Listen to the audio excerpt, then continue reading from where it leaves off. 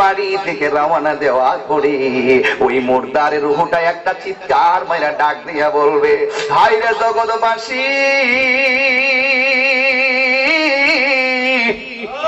ও জগৎবাসী রে, তোদেরকে মায়া নাই দয়া নাই, আমার একটু সময় বাড়িতে রাখো না, আমার তো যাইতে মনে চাই না, আমি কেমনে থাকবো আমি কবরে। এই কথা বইলে রুহুটা আত্মচিৎকার করবে, কেউ বাধা মানবে না। সবার একটাই ব্যস্ততা, তাড়াতাড়ি দাফন করতে হবে, সবার একটাই ব্যস্ততা, তাড়াতাড়ি দেখবেন জানাজার মাঠে গেলে শুধুমাত্র 2টার সময় জানাজা। আজকেও তো জানাজা দিচ্ছি, রোদ্রটা চোখে লাগে, আমি নামাজ পড়াবো, আর মুসল্লিরা বলতেছে হুজুর তাড়াতাড়ি নামাজ পড়ে, রৌদ্র চোখে লাগে। আমি তখন উঠলাম, উঠে কইলাম, দুনিয়ার একটু রৌদ্র চোখে লাগে, আপনার সহ্য হয় না। যখন আপনি হাসর মাঠে উঠবেন, 12 তাপের সূর্য আপনার মাথায় লাগবে, মগজ টকবক করে উঠবে, তখন আপনি কেমনে থাকবেন? দেখলাম কয়েকটা মুরব্বী কান্দা শুরু করেছে। আল্লাহ আল্লাহু আকবার, আল্লাহু আকবার, কান্না শুরু করেছে।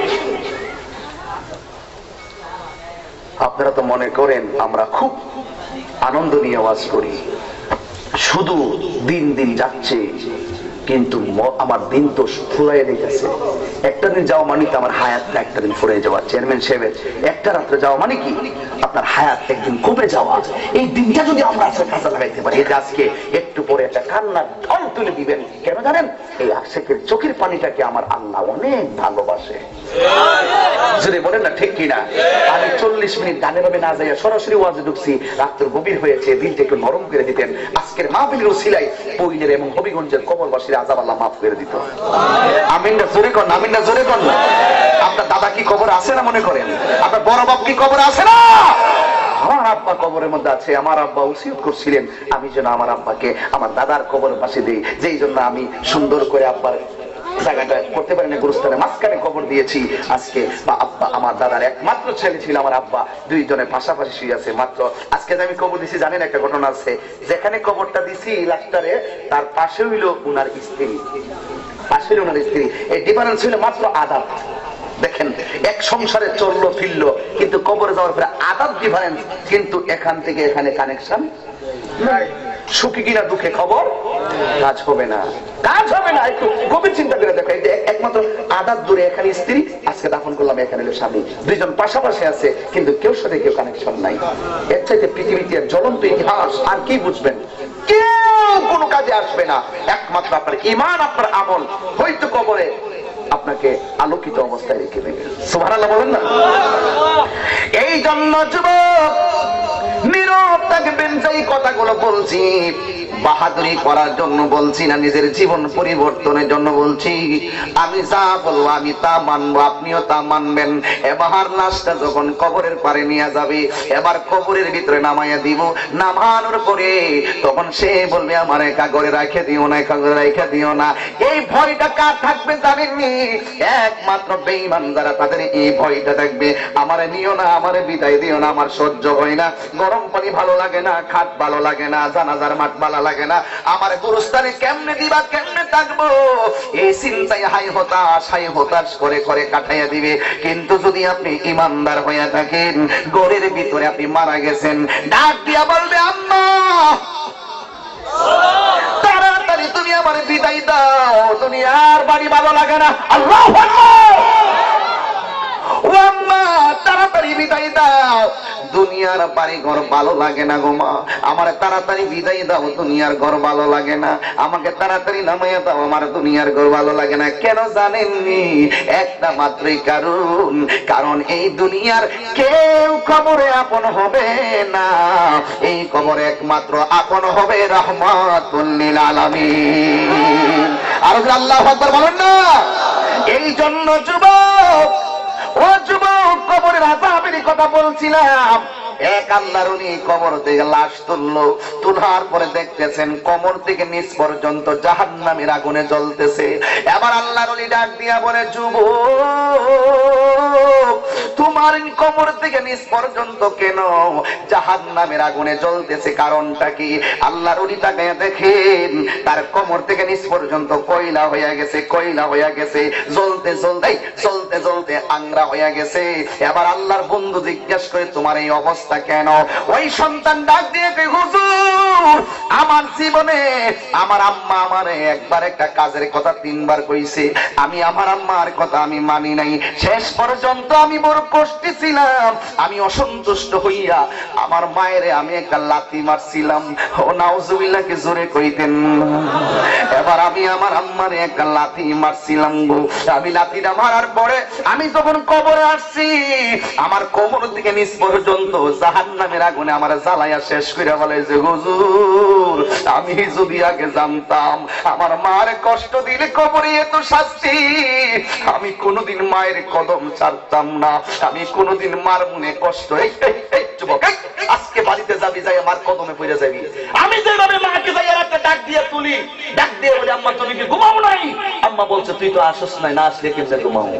এই জন্য আমি রাত্রে কোথাও থাকতে পারি না, বাড়িতে চলে যেতে হয়। ডাক দিয়া বলে, ও হুজুর আমার মাকে আমি লাথি দিয়েছি, এই জন্য কবরে আমার শাস্তি। এই জন্য আমি তোমাদের যুবকদেরকে বলে দিয়ে যাই, মা যদি কবরে থাকে, বাবা যদি কবরে থাকে, আমি পাগলের মতন বাবার কবরে দাঁড়ায় দাঁড়ায় যাই কানবা। আমি যখন বাবার কবরে যাই, বাবার বুকটা বরাবর তাকাই, বাবা একটা গেঞ্জি পরতো, এইরকম সাদা গেঞ্জি পরতো, এই জায়গাটা খালি থাকতো, সবসময় আমি তাকাইতাম। যখন বাবার কবরের পেট এই বুকটা বরাবর তাকাই, মনে হয় যেন চোখের ভিতরে বাবার ওই সিনারিটা বাসে। এই যুবক মায়ের কবরে পারে যাইয়া চোখের পানি ফালাইয়া কাঁদবা, বাবার পারে যাইয়া চোখের পানি ফালাইয়া কাঁদবা।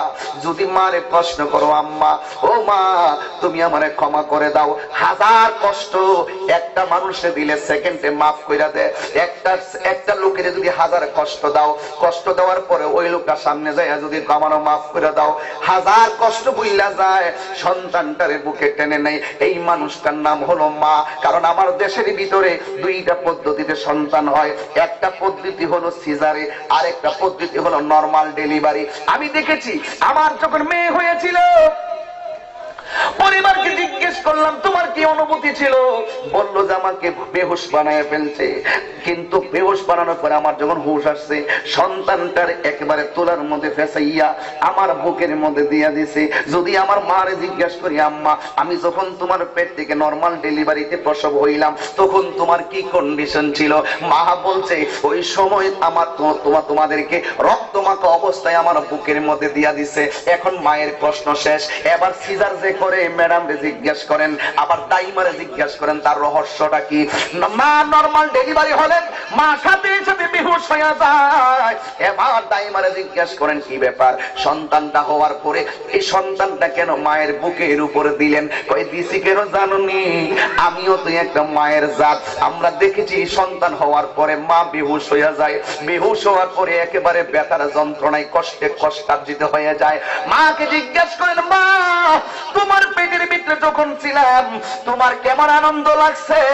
মা আপনারে বলে দিবে, তাহিরি রে খবরদার খবরদার, তুই আমার পেটের ভিতরে গিয়েছিস, আগে যদি জানতাম সন্তান পেটে নিলে খাওন পাতে সন্তান বুকে লাথি মারবে, কলিজায় লাথি মারবে, এই যে ব্যথার যন্ত্রণা এমন জানলে সন্তান পেটে নিতাম না।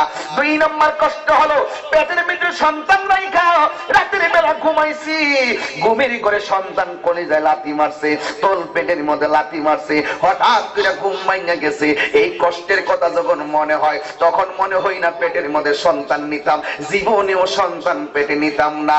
এরপর মা সন্তান ভূমিষ্ঠ হওয়ার সময় তোমার কেমন অনুভূতি ছিল? মা জবাব দিবে, তাহিরি শুনে রাখো, সন্তান ভূমিষ্ঠ হওয়ার সময় আল্লাহরে কই যে আল্লাহ এত কষ্ট আর সহ্য হয় না, আমারে লয়া যাও। ও মা 10 মাস 10 দিনের কষ্ট, প্রসব বেদনার সময় যে কষ্ট, এই কষ্টটা তুমি কেমনে বলছো একটু বলো না। তোমার মা তোমারে বলে দে, তোমার মা তোমারে বলে দিবে, আমার মা আমারে বলে দিবে, তাহিরি রে আমি কষ্ট কেমনে বলছি জানোস নি? কয় যখন তুই ভূমিষ্ঠ হইছ দাইমা যখন আমার কানের মধ্যে তোর কবরটা পৌঁছাইলো, সাথে সাথে রক্ত মাখা শরীরটা লইয়া তোরে যখন আমার বুকের মধ্যে দিয়েছে, আল্লাহু আকবার বলে, তোরে যখন আমার বুকের ভিতরে দিয়েছিলি, খুদার কসম করে বলি পাহাড় পরিমাণ কষ্ট। মুতাসসিরুল ইসলামকে জিজ্ঞাসা করো, মুতাসসিরুল ইসলাম চেয়ারম্যান সাহেব, আপনি চেয়ারম্যান হয়েছেন, একটা বাহাদুরি দেখান, একটা পাওয়ার দেখান, ক্ষমতার জোরে। তিনি বলবেন না, টাকার জোরে তিনি বলবেন না। ও তাহিরি ভাই, আমি চেয়ারম্যান হয়েছি, একটা মানুষের দোয়া আমার জীবনের সঙ্গে জড়িত ছিল, ওই মানুষটা হলো জনম দুঃখিনী মা। কথা বলেন ঠিক কিনা? এই জন্য একটা মায়ের দোয়া ছাড়া একটা মানুষ এক্সট্রা কিছু হতে পারে না। যুগে যুগে যত সন্তান এস্টাবলিশড হয়েছে একমাত্র নিঃস্বার্থ মায়ের দোয়ার কারণে হয়েছে। কথা বলেন ঠিক কিনা? এই জন্যই তো আমি মাঝে মাঝে বলি, যেই দুঃখিনী মা, যেই দুঃখিনী মা হায়রে আমায় করেছে লালন, করেছে লালন, আমি কেমনে দিব ওই দুঃখিনী মায়ের দাফন, আমি কেমনে দিব ওই দুঃখিনী মায়ের দাফন। মাগো বলে না, তোমার মতো লই না কেহ আমায় কোলে টানি, আঁচল দিয়ে মুছে নাকি। আল্লাহু আকবার বলবেন না? আঁচল দিয়ে মুছে নাকি আমার চোখের পানি, হাইরে মা জননী আমার, হাইরে মা জন। সবাই কর না, একটু হাত তোলেন না, কি কষ্ট লাগতেছে মার কথা কোয়াতে? উচিত কথা বললে একটু কষ্ট লাগবে, একটু দুইটা হাত সোজা করেন, সোজা করেন, সোজা করেন। হাইরে মা জননী আমার, হাইরে মা জননী, আমি কে মনে করে দেব মাটি। আল্লাহু আকবার। আমি কে মনে করে দেব মাটি তোমারি গোবরে, মা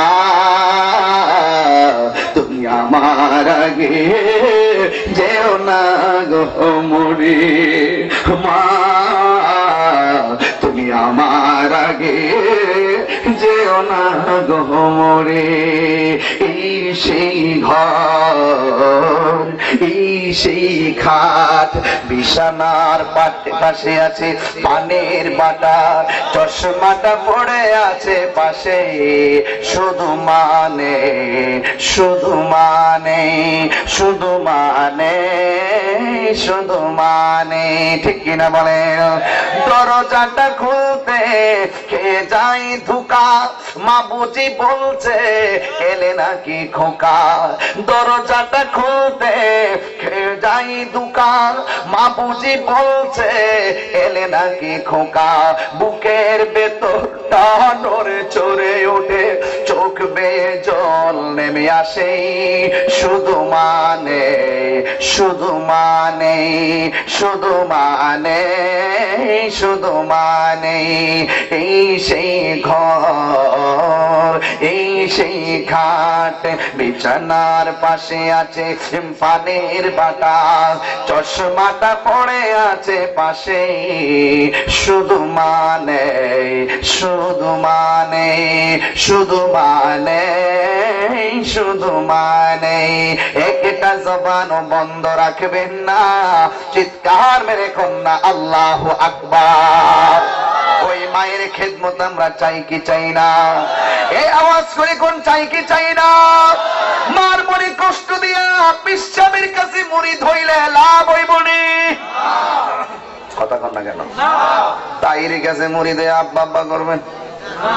আব্বা আব্বা আপনার লাগে একটা হুইল মাদান ছিলাম আসিনিও কি তারিখ কথা কথা খাবো খাবো আয়া কইব আব্বা আপনার লাগে লাউ লাউ নাই লাউ ক আপনার লাগে কি কর কদু লাউ ক আচ্ছা আচ্ছা লাউ আনছিলাম আর একটা শৈল মাছ আনছিলাম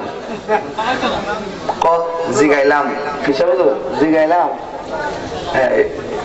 লাউ আর আসেনি গাছ কব না হাসান প্রথম থেকে নিয়ত করছি এই লাউটা যখন প্রথম ধরবো এটা নিয়ে আপনি রেখাও তখন বিশ্ববদরে কইছে যে তুমি যে আমার খাওয়াইবা তোমার আম্মার লাইগা রাখছো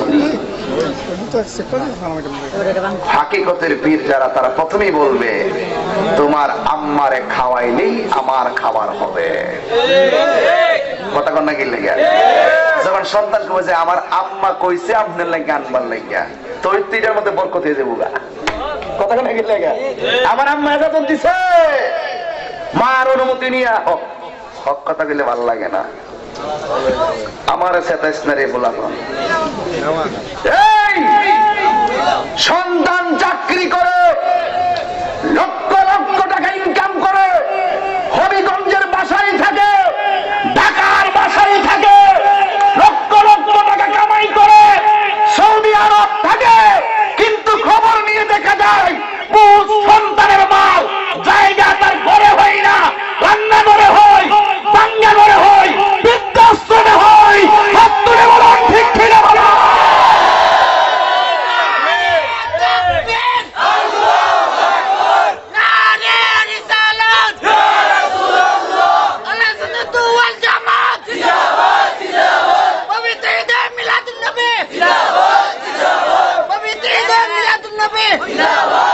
শুনুন কথা কি চিতা লাগে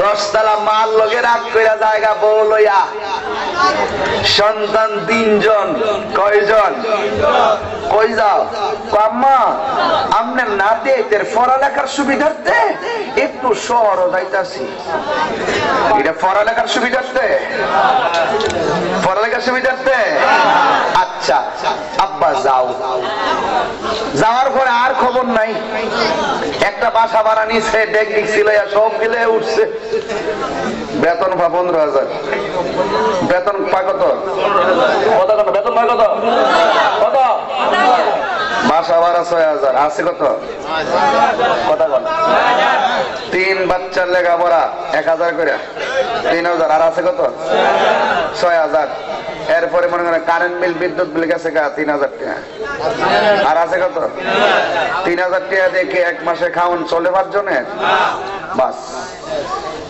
পরে যখন শেষ হয়েছে ওর পরে 5,000 টাকা ঋণ করতে হইব টিয়া নাকি তোরা বন্ধুরি গেছে 6,000 টাকা না 5,000 টাকা ঋণ হয়েছে নি তো পরের মাসে তো এই কন্ডিশন হই 5 মাসে 10,000 ঋণ হয়েছে নি লাস্টে জামাই পরামর্শ করে 6-7 মাস পরে আয়া 5 জায়গা বাইটি বালা বাই তুই সুন্দর করে আইসে বাড়ি আয়া আম্মার কাছে কো আম্মা তোমার নাতি আইতে তোমার সারা থাকতে না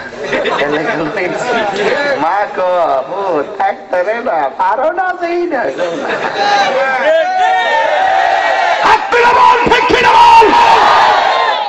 মানুষের চোখে ফাঁকি দিতে পারবি মায়ের চোখে ফাঁকি দিতে পারবি না হাত তুলে বলুন ঠিক ঠিক বলুন কথা কইলে মজা লাগে না তুমি চোখ ছোট থেকে ধরা দেবো মার চোখে ধরা দেওয়া সম্ভব এই জন্য অনেকে বলছে উত্তরা বাড়ি করার জন্য আমি যাই নাই উত্তরা ফ্ল্যাট কেনার জন্য যাই নাই আমি বলেছি যাব না মা বাবা যতদিন থাকে আমি গ্রামের বাড়িতে থাকবো আম্মাও বলছে সরকারি চাকরি 2টা পাইছিলাম একটা পাইছিলাম সরকারি চাকরি বেতন নিতাম ইন্ডেক্স ওয়ালা কইছে সাইরা দাও সাইরা দিছি তুমি আমার বাইক থাকবা চাকরি সরকারি সাইরা দিয়া সব বাইকে বসছি কি জানেননি আম্মা কইছে তাহলে কি দাম কমছে 30 বছর চাকরি করলাম বলে পেনশন পাইলাম বলে 50 লাখ টাকা বা 40 লাখ টাকা এটা তোমার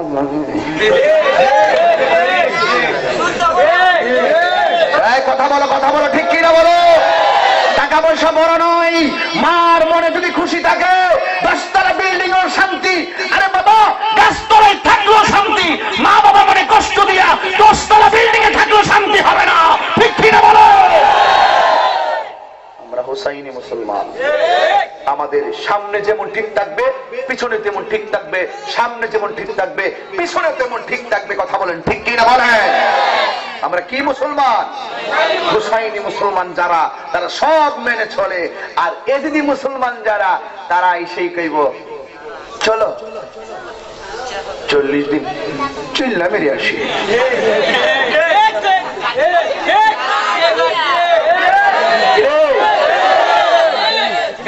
মারে বলে সালাম করলে ফতোয়া লাগা শিরিক, মারে সালাম করলে ফতোয়া লাগা শিরিক, পিসাকে সালাম করলে ফতোয়া লাগা শিরিক। হেরা শিরিক কারো কর, পীড়িত কারো কই এটি বুঝে না। কথা কয় না। আমরা কি শিরিক করি না পীড়িত করি? মারে সালাম করে মায়ের সাথে সন্তানের পীড়িত, মুর্শিদকে সালাম করে মুর্শিদের সাথে মুরিদের পীড়িত, উস্তাদকে সালাম করে উস্তাদের সাথে আমাদের পীড়িত। আমরা শিরিক করি না, আমরা পীড়িত করি। তারা পীড়িত বোঝে না, শিরিক বোঝে না, এদের সঙ্গে আমাদের কোনো কথা নাই। তারা কয় মাথা নয় শিরিক, আমি কই তোলে দান লাগাইলো শিরিক, কোদাল দিয়া মাটি কাটলো শিরিক। আমার বাজান মাঝে মাঝে একটু সেতু দেয়, ওই যে আমার মনটা আছে না, মানে না, ঠিক আছে, এমন বুঝাইতেছি এরপরে মানে না। আমি ডাইরেক্ট আজকে কইছি সরাইলে, ঠিক আছে, কইছি যে ওইলে আমারে বুঝাই আপনারা দল নিন, নাইলে আপনারা বুঝা আমরা দলে আসুন। আমার এই কথাটা মনে আপনার রাগ করছেন, বুঝাইতে ওইলে বুঝাইয়া নিব, নাইলে বুঝা আইব। একটা তো করতেই আইতো না, আর বহস তো আর জীবনও আইতো না। কারণ বহসের অর্থ কিন্তু এই ঋতু কইতে গেলে দাঁত ভেঙে যাইব। কথা কোন ঠিক না বেঠে?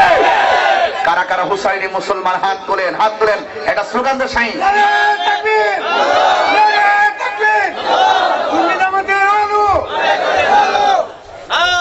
তাকবীর, আল্লাহু আকবার, নারে রিসালাত, ইয়া রাসূলুল্লাহ, আহলে সুন্নাত ওয়াল জামাত জিন্দাবাদ, জিন্দাবাদ, পবিত্র ঈদে মিলাদুন নবী জিন্দাবাদ, আল্লামা পীর মুফতি গিয়াসউদ্দিন আত-তাহিরি সাহেব জিন্দাবাদ। আর আজকে ইয়া রাসূলুল্লাহ গান, আর আজকে ইয়া রাসূলুল্লাহ জোরে বলেন। পাঞ্জাহাতুন পাঞ্জাহাতুন